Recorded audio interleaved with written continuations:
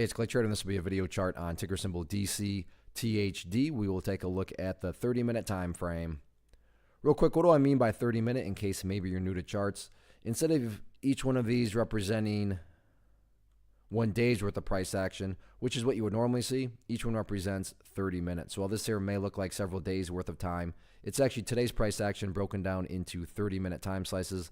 I like to do this time frame. I think it does a good job of telling the quote-unquote story of the price, and then makes mapping out levels of support and resistance a bit easier to see.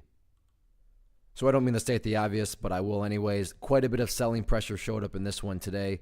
A lot of dumping happened during that first 30 minutes, which is represented by the candle right there. And then after that, the selling slowed down, but it was still there as the price just continued to drift, slower and slower, in the downwards direction. But still, even though it slowed down, it was still heading, in the bearish direction. So what I want to do is kind of just map out where some potential areas of support and then resistance are.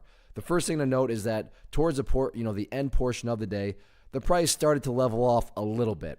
Not quite as nice as, if it would be, and had leveled off like it did over here. I mean, that's some nice leveling off action. But you can see the price did start to go sideways a little bit. Now, just because it started to go sideways, am I sitting here saying that it is guaranteed to, bounce up to $1.70 tomorrow? I'm not saying that.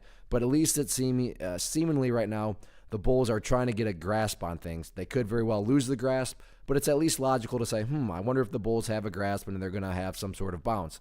If you've been trading long enough, then you've seen stocks that get beat up, and then you know that after getting beat up in a very quick amount of time, while nothing is guaranteed, it's not really shocking to see good, solid bounces, even if they're just ultimately dead cat bounces that roll back over. From a trading perspective, there's still potential money there. And that's kind of what I want to map out is in the event the price does start to level off and maybe give us a dead cat, where are some of these levels of resistance at that the bulls will have to fight through during the bounce?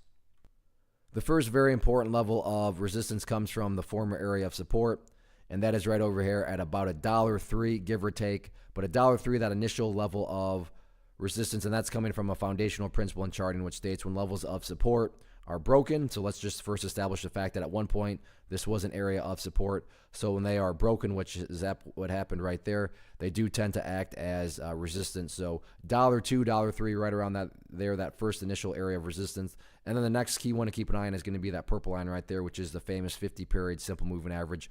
But at this junction in time, no really point in talking about the 50 period until the bulls can first fight up above that $1.02, $1.03 area. So interesting setup, a lot of volume going on. We'll see if the price is starting to stabilize and can give us a dead cat bounce or not.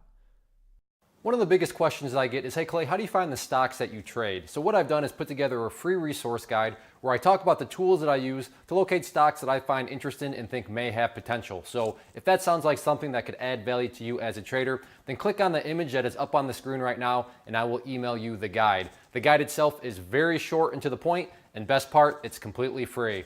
Thanks for watching the video. Let me know if you have any questions.